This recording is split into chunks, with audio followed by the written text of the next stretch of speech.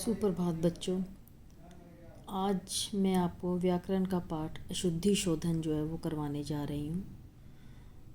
तो शुद्धि शोधन क्या होता है, आज हम पहले उसके बारे में बात करेंगे। लेख लिखते समय हम कई वाक्य अशुद्ध लिख देते हैं। अशुद्ध वाक्यों को व्याकरण के नियमों के अनुसार शुद्ध लिखना ही अशुद्धि शोधन कहलाता है। भाषा शुद्ध तब हो सकती है जब शुद्ध वाक्यों का प्रयोग किया गया हो। वाक्य रचना में मुख्य दो बातों को विशेष महत्व दिया जाता है। पहला, पदों को क्रम से रखना। दूसरा, पदों का परस्पर संबंध स्पष्ट करना। इन्हीं दो नियमों के आधार पर वाक्य की रचना होती है।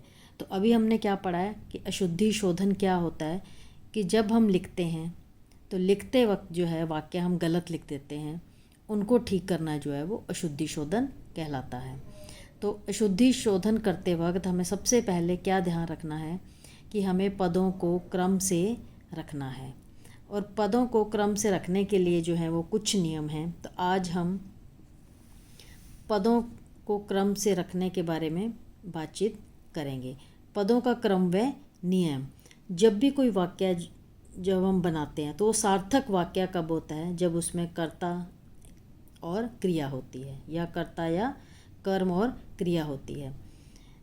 तो उसमें क्या नियम होता है कि कर्ता पहले आता है और क्रिया जो है वो बाद में आती है। जैसे इस वाक्य में राम पढ़ता है, तो राम जो है वो कर्ता है और पढ़ता है क्या है, क्रिया है। और जब यदि कर्म आता है तो कर्म जो है वो क्रिया से पहले आता है। राम पुस्तक पढ़ता है, तो राम क्या पढ़ता है, पुस्तक पढ़ता है। तो पुस्तक यहाँ पर क्या है, कर्म है। और यदि हमारे पास वाक्य में दो कर्म हो तो एक कर्म जो है उसको गौण कर्म कहते हैं और दूसरे को मुख्य कर्म कहते हैं।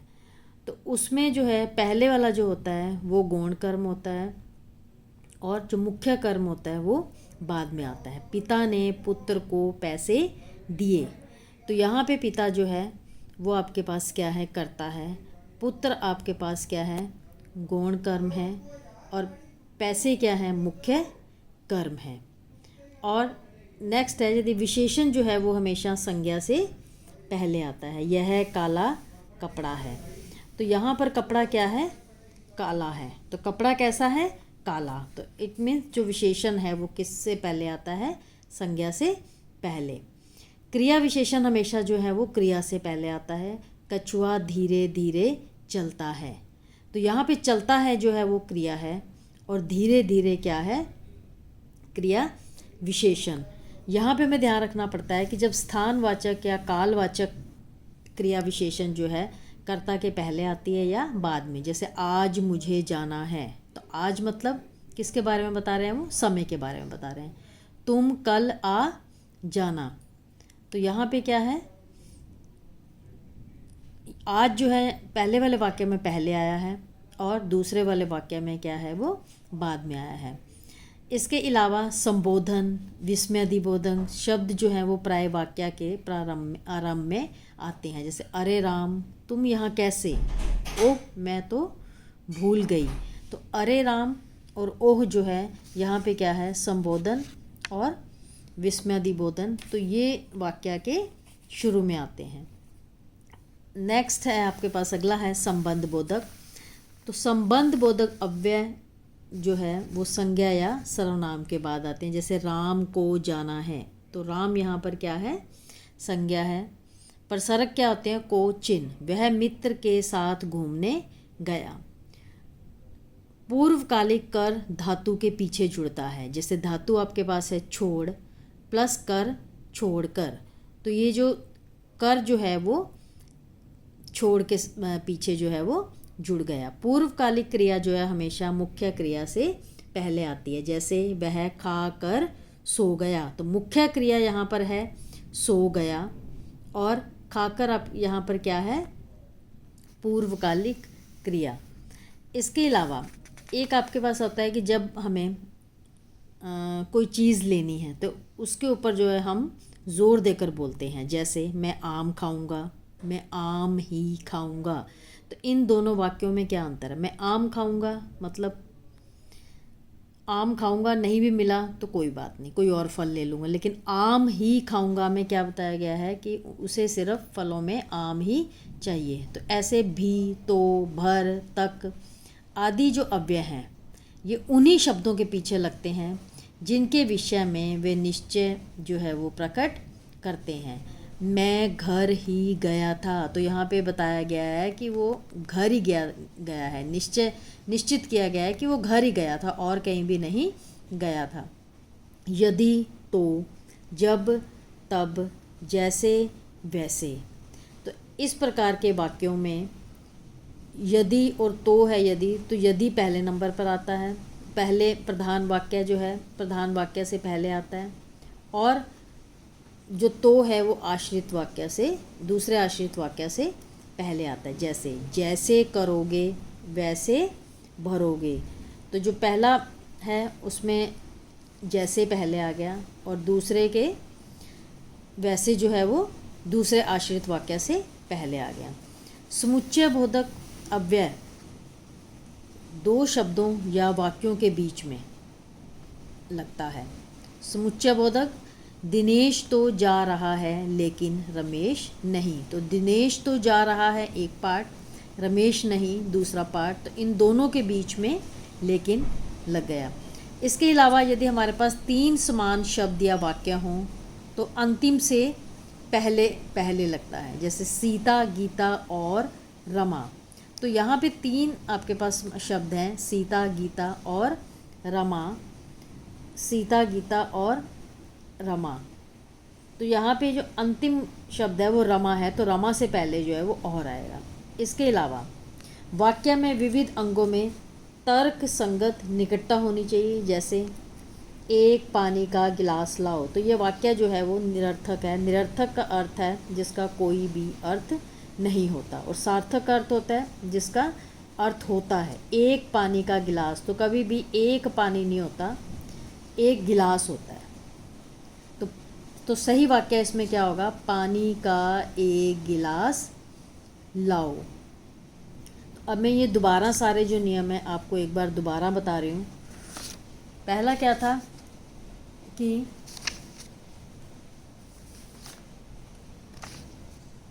पदों का क्रम में नियम। पदों का क्रम में नियम में क्या है कि जब भी हम कोई सार्थक वाक्य बनाते हैं तो सार्थक वाक्य में हमारे पास पहले कर्ता फिर क्रिया, या पहले कर्ता फिर कर्म फिर क्रिया, इन वाक्यों से है जो एक सार्थक वाक्य जो है वो बनता है। यदि हमारे पास दो कर्म हो तो गौण कर्म जो है वो पहले आता है और मुख्य कर्म जो है वो बाद में आता है। विशेषण जो है वो हमेशा संज्ञा से पहले आता है, और क्रिया विशेषण हमेशा जो है वो क्रिया से पहले आता है। और जब हमारे पास स्थानवाचक या कालवाचक क्रिया विशेषण हो तो वो कर्ता के पहले या कर्ता के बाद में आ सकता है। संबोधन तथा विस्मयादि बोधक शब्द हमेशा जो है वो वाक्य के शुरू में ही आते हैं। उसी प्रकार संबंध बोधक अव्यय तथा परसर्ग, संबंध बोधक अव्यय तथा परसर्ग जो है वो संज्ञा और सर्वनाम के बाद आते हैं। पूर्वकालिक जो कर है वो हमेशा धातु के पीछे जुड़ता है, जैसे छोड़कर, जाकर, और पूर्वकालिक क्रिया हमेशा मुख्य क्रिया से पहले आती है। मुख्य क्रिया, वह खाकर सो गया, तो सो गया जो है वो मुख्य क्रिया है, तो मुख्य क्रिया से पहले खाकर जो है वो हमारी पूर्वकालिक क्रिया है। इसके अलावा जो हमारे पास भी, तो, भर, तक आदि जो अव्यय होते हैं, तो जिस विषय में, जिनके विषय में निश्चय प्रकट करते हैं उनके पीछे ही लगते हैं। मैं घर ही गया था, मैं आम ही खाऊंगा, मैं रात भर पढ़ता रहा। यदि, तो, जब, तब, जैसे, वैसे, तो ऐसे राइमिंग वर्ड्स में यदि जो है वो प्रथम प्रधान वाक्य से पहले लगता है, और तो वो दूसरे आश्रित वाक्य से पहले। समुच्चय बोधक अव्यय जो है वो दो शब्दों या वाक्यों के बीच में लगता है। यदि हमारे पास तीन समान शब्द या वाक्य हों तो अंतिम से पहले लगता है। तो इसका जो दूसरा नियम है वो हम अगली वीडियो में पढ़ेंगे। आपने क्या करना है, मैं एक आपको कार्य प्रपत्र दे रही हूँ जिसमें मैंने आपको 2 तरह की अशुद्धियाँ बताई हैं। एक है क्रम दोष संबंधी अशुद्धियाँ। इसमें आपने क्रम दोष संबंधी अशुद्धियों में क्या है कि आपके पास कर्ता, कर्म, क्रिया, ये आपका सही वाक्य, सार्थक वाक्य बनाने के लिए चाहिए होता है। तो आप इन चारों वाक्यों में को सही करेंगे और सही करने के बाद शुद्ध वाक्य जो है अपनी कॉपी में लिखेंगे। इसमें मैंने दूसरी शुद्धि आपको दी है पुनरुक्ति दोष संबंधी अशुद्धियाँ। तो पुनरुक्ति दोष संबंधी अशुद्धियाँ क्या होती हैं, जिनको हम जो वाक्य में 2 बार लिखी होती है और उनके अर्थ जो हैं वो समान अर्थ होते हैं। तो उन दोनों में से आपको एक को ही लेना है। जैसे राधा मेरी परम प्रिय स्नेही है, तो यहाँ पर आपको इनमें से किसी एक को लिखना है, प्रिय या स्नेही। तो राधा मेरी परम प्रिय है, वह गुनगुने गर्म पानी से स्नान करता है। तो गुनगुने और गर्म पानी एक ही बात है, इन दोनों में से आपको एक लिखना है। पिछले कुछ वर्षों के बीच भारत और पाकिस्तान के बीच शत्रुता बढ़ी है। तो के बीच को हटाकर आप यहाँ पे क्या लिखोगे, पिछले कुछ वर्षों में। तुम्हें वहाँ कभी भी नहीं जाना चाहिए। तो तुम्हें वहाँ कभी भी में से एक लिखना है, तुम्हें वहाँ कभी नहीं जाना चाहिए। आपका भवदीय, तो जब हम भवदीय लिखते हैं तो उसमें आपका जो है वो उसके साथ ही होता है। तो हमें भवदीय जो है वो अकेला ही लिखना होता है, कभी उसके साथ आपका नहीं लगाना होता। मेघ पानी बरसाते हैं, तो मेघ पानी बरसाते हैं, मेघ किसको कहा जाता है, बादल को। तो इसका सही वाक्य क्या है, मेघ बरसते हैं। इसी तरह जो पहले वाला आपका है क्रम दोष संबंधी अशुद्धियाँ। इस विद्यालय में जो विद्यार्थी डॉक्टर बनना चाहते हैं उनको इस विद्यालय में शिक्षा दी जाती है। तो इसका सही क्रम क्या है, जो विद्यार्थी इस विद्यालय में डॉक्टर बनना चाहते हैं उनको इस विद्यालय में शिक्षा दी जाती है। यह घटना जब मैं 10 वर्ष का था उस समय की है। जब मैं 10 वर्ष का था यह घटना उस समय की है। मैंने उस घने जंगल में अनेक पशु और पक्षी उड़ते और चरते देखे। तो यहाँ पे आप देखोगे पशु और पक्षी हैं, तो पशु और पक्षियों के लिए आपको जो पीछे वाला क्रम है उसको ठीक करना पड़ेगा। पशु जो हैं वो चरते हैं, पक्षी जो हैं वो उड़ते हैं। तो आप क्या लिखोगे, मैंने उस घने जंगल में अनेक पशु और पक्षी चरते और उड़ते देखे। जाऊँ कहाँ, मैं तो आप पर ही निर्भर करता हूँ। तो कहाँ जाऊँ, मैं तो आप पर ही निर्भर करता हूँ। तो जो मैंने पहले इसके नियम बताए हैं वो नियम सिर्फ पढ़ने के लिए हैं।